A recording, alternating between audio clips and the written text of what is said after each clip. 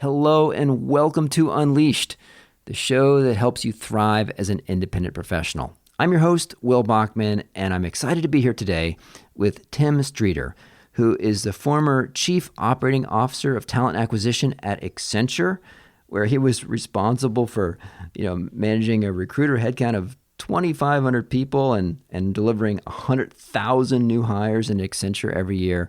He's left Accenture, and he is the author of The Contentment Commitment, which is what we're going to focus on chatting about today. Tim, welcome to the show. Thanks for having me.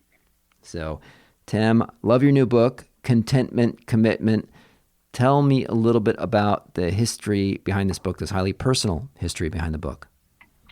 Sure. The book is really something that started as a framework and tool that I built for myself. So it started during my consulting years when I was really transitioning into some of the talent acquisition roles. And it was a time in my life where my second child had just been born. We moved to a new city, a new house. And I was having success in my professional life. So I had hit all the promotion milestones and felt like I was doing everything I was supposed to from that perspective. But at the same time, I felt like I wasn't being as good a father as I wanted to be. I wasn't doing all the things I wanted to do as a husband. I felt like my physical health was going in the wrong direction. And, friends that had been with me for a long time, I hadn't seen in many years. And so I felt like I needed to make some changes. And I was just trying to go about it in a structured way. Growing up in consulting and having an analytical mindset, it helps me take some of the emotion out of those types of decisions to have a framework to follow. So I actually took some of the tools that exist to help measure happiness at work and employee engagement, and really evolved and adapted those to build a framework to help me focus on my happiness in my personal life. And it works so well for me that I asked my wife to do it and kind of critique it and see how it worked for her. And it worked so well for the two of us that after those cycles, I started sharing it with other people as well. So sometimes friends, sometimes colleagues. But really over the last 10 years or so, I probably shared it with around 500 or so people. And I always give the disclaimer, much like a diet, it's not like there's one magical thing that works for everybody. But clearly there are many things that work for many people.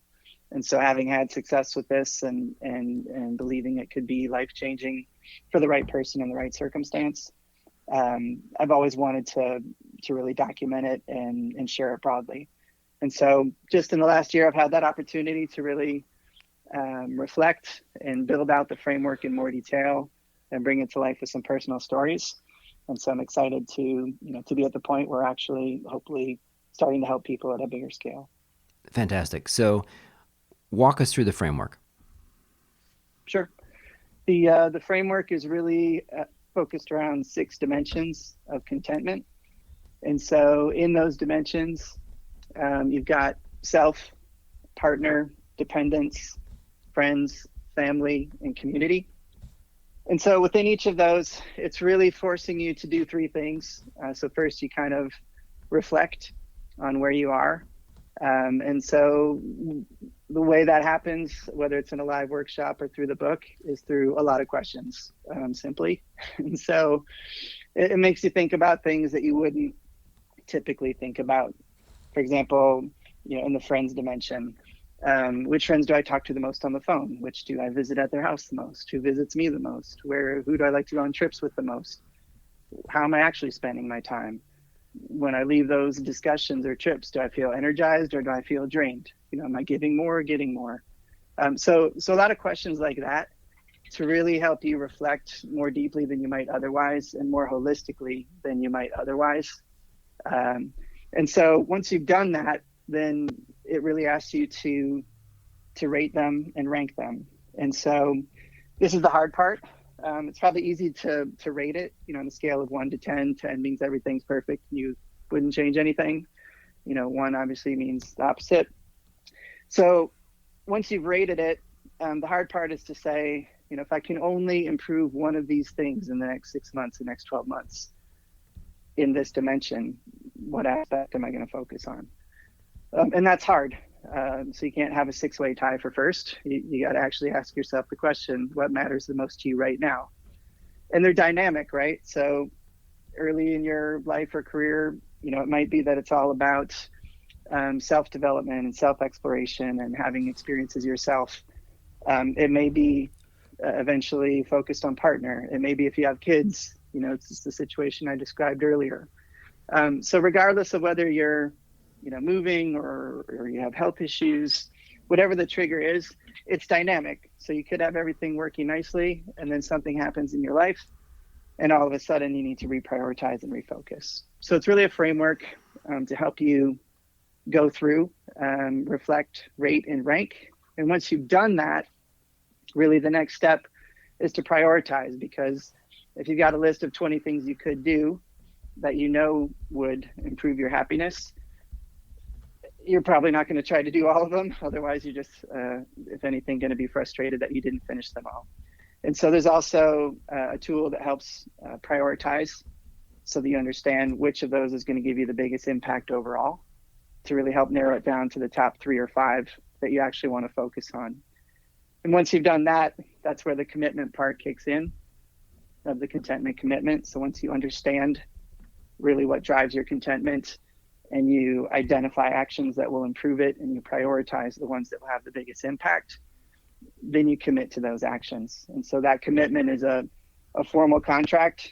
You get a witness to sign it, someone who's going to support you throughout the journey, someone who doesn't think it's a silly exercise, but actually wants to help you live a happier life.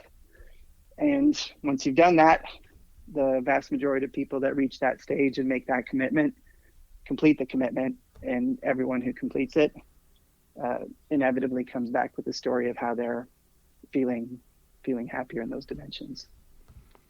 So that's the framework in a nutshell. Yeah, so that's great. So across the 6 major dimensions, you would prioritize one of those areas, and it sounds like within those dimensions there's sub-dimensions, and you rate and rank the different priorities within those to figure out what you're going to focus on very specifically.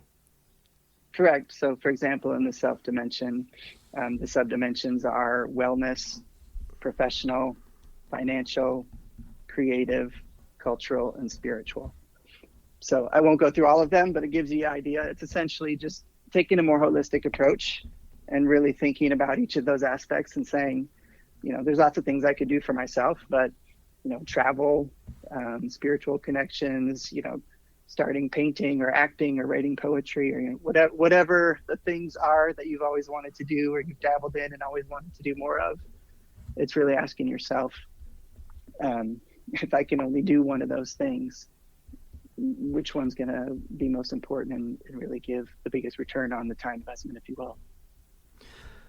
Give us some specifics, maybe from your own journey, of what were some of the things that you kind of prioritized? What were some of the specific changes that you made and some of the commitments that you made?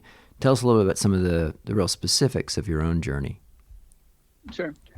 So for example, when I first started with the framework and I brought my wife into the discussion, one of the things I learned in sharing with her how I was feeling about these different areas and then asking her to do the same, is we discovered that we were both unhappy with our physical health. We both wanted more time together, and we weren't really helping each other achieve that. And so a simple thing like deciding a point in the day when we had time and ability to simply take a walk together, exercise together, was something that could help across multiple dimensions, not just thinking about ourselves individually.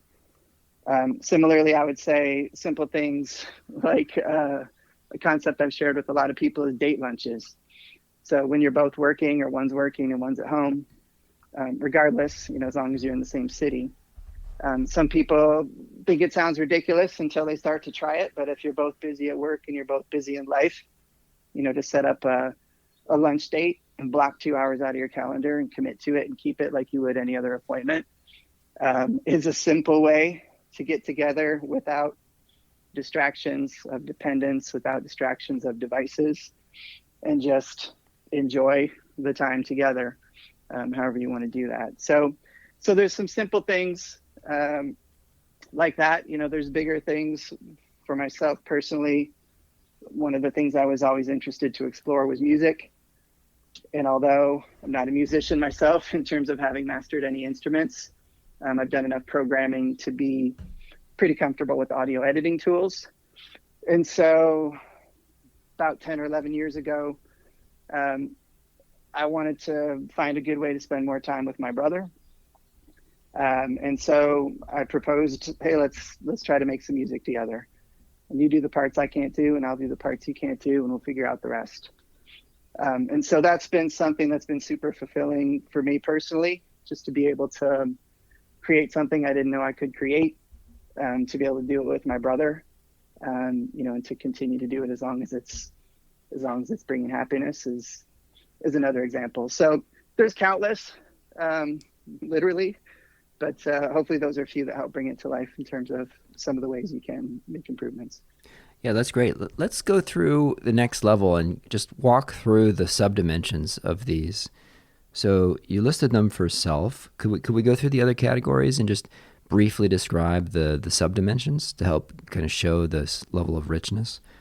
Sure. Maybe you start with number 2. So in the partner dimension, which of course goes without saying, it can be any flavor of partner. So whether it's a formal union or informal union, regardless of how people are labeled, etc. However you define partner. But the subdimensions are dating, intimacy, responsibilities, financial, parental, and communication. And so really it just gets into a bit about, typically when you're a partner and it starts out, it's all about the dating and doing fun stuff together. And often that gets done less and less over time. So sometimes that's an opportunity for improvement. There's mundane things like responsibilities, like who's doing the dishes and taking out the trash. That can be a source of discontent with your partner if you don't discuss it and align on it. Same with financial. And then there's, broader things like parenting and communication, where it's more about how are you going to have an ongoing dialogue. So some of the things that you don't always like to talk about or remember to talk about, what's an easy way to create an environment where you're both in a good place to have those kind of discussions regularly, so that it's not an argument or something you dread, but rather it's just a regular part of your relationship that helps each of you understand, what the other is happy and unhappy with. So that's partner. If I move on to dependence, dependence categories are providing, teaching, playing, experimenting, socializing, and communicating. And so dependence here, there's a few different flavors as well. So for some, that's pets. For some, it's kids. For some, it might be an aging parent. So regardless of the angle or multiple angles that you might have, providing is the basics, right? Food and shelter. So if you're struggling to do that, it's probably your first priority. There's always things you want to teach. There's things, you regret. For example, with my children, my wife and I always wanted to make sure that they spoke more than one language, more than just English. And despite several attempts, it's not something we've succeeded with yet. So there's things like that where you may want to ask yourself regularly, am I doing all the things that I said I wanted to do in terms of teaching them? Playing is much simpler, but just what do they like to do? Am I doing it with them? Am I more than just being a disciplinarian or a teacher? Am I also doing fun stuff with them? Experimenting, am I exposing them to new things? Am I helping them find things that they love and make them happy? Socializing, am I connecting them to other people and observing how they interact with other people and trying to coach and guide and help them make connections that way? And also, how am I communicating with them? What are the moments of the day where they're willing to have a chat, or where they're most relaxed or least distracted, for example? So thinking intentionally about what moments and what places you choose to have some of these types of discussions. If I move on to friends, in the friends category, We've got talking, visiting, going out, and changing. So I alluded to these earlier, so I won't go through each one. But what I'll say is just thinking thoughtfully about, do you have friends that you only exercise with or only travel with or only ever go out drinking with? And who are you spending the most time with? And are those the people that you're enjoying the time the most with? So actually being thoughtful about where you focus. And if you only have so many hours per week to spend with friends, making sure that you're getting what you want to get out of it as well, and that you're reciprocating and you're giving as much as you're getting as well. And the changing aspect of that is acknowledging that, as we live our lives and our situations change. A good example is sometimes you get married and it's easier to hang out with other couples than your single friends because you're not trying to meet people. Sometimes you have kids and it's easier to hang out with other people that have kids than people that don't because you don't have to feel embarrassed or explain, why your kids are behaving poorly. So examples like that is just asking, and acknowledging that you're going to meet new friends, but also just because you've had a friend for a long time doesn't necessarily mean that you should have them forever if they're not adapting and evolving and caring about how your whole life is evolving, if they just like a piece of it that was from the past. Mm-hmm. Moving on to family. This one's a bit more straightforward. It doesn't require a lot of explanation, but grandparents, parents, siblings, aunts and uncles, cousins, and extended family. And really the message here is most people have more family that they could visit or spend time with than they do. Sometimes you have the opposite problem where you're kind of forced to spend time with family members that you don't really want to, or bring you more frustration than happiness. So it's just thinking through that and reflecting on how you spend the time together, and is there a way to adjust how you spend time or the amount of time or who you spend time with? That could make you feel more connected to family and less frustrated about some of the things that we all experience.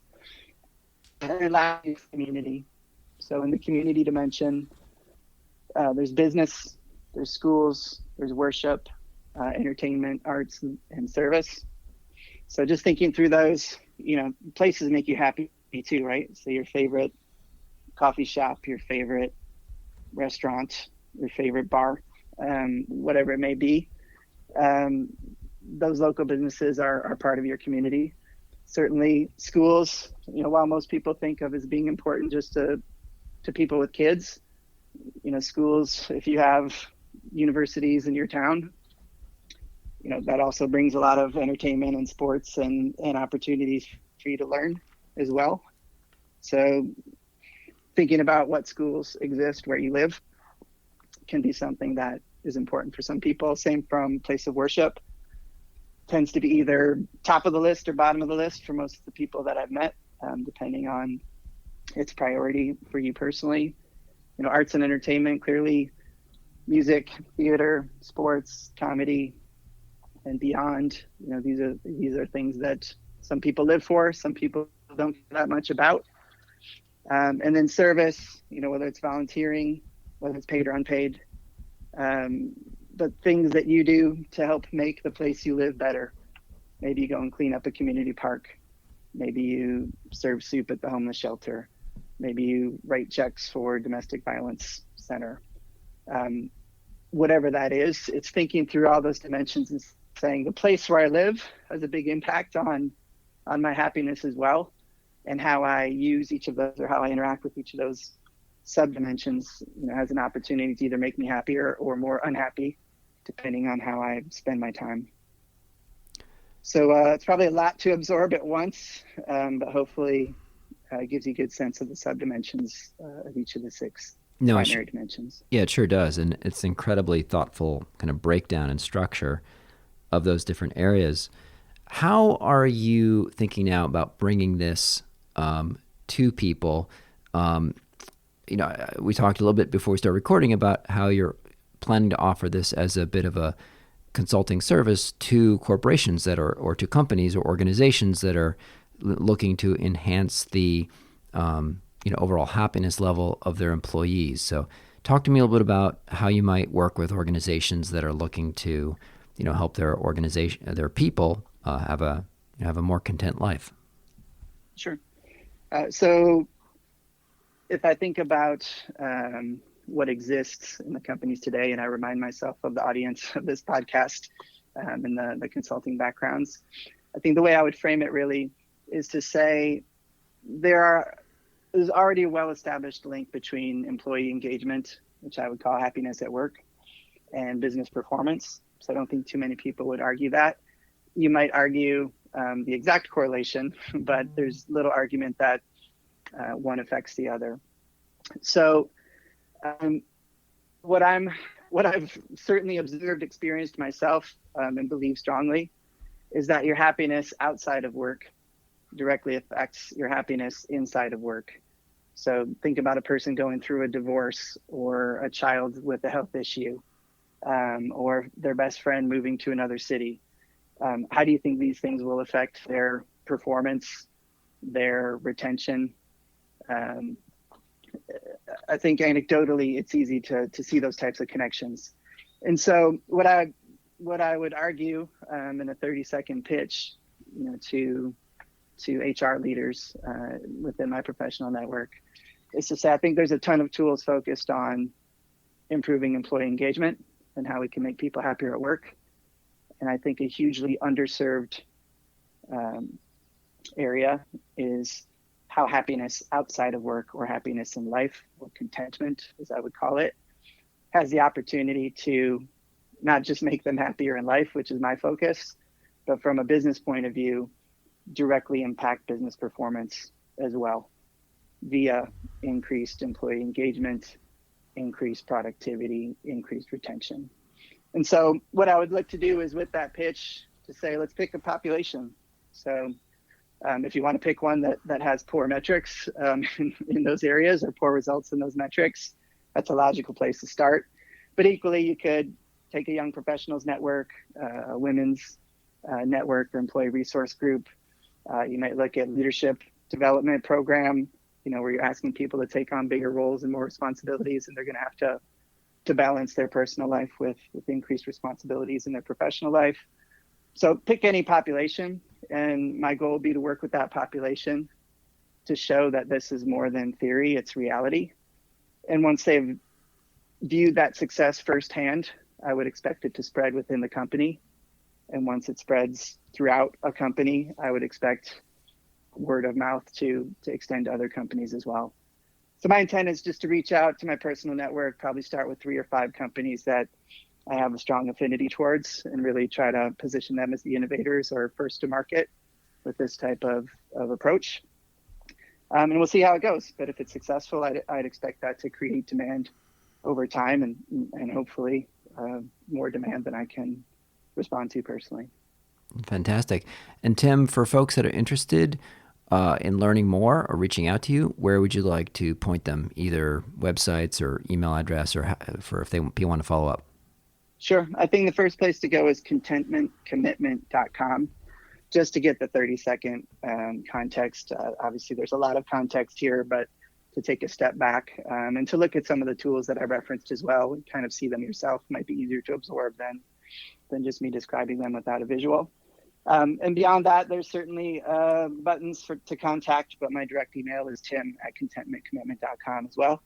So I'm happy to connect with anyone who wants to explore introducing this to their company, what might be the best way to do that, and really get it going. Fantastic. Well, Tim, love this framework. I'm going to be exploring it some more.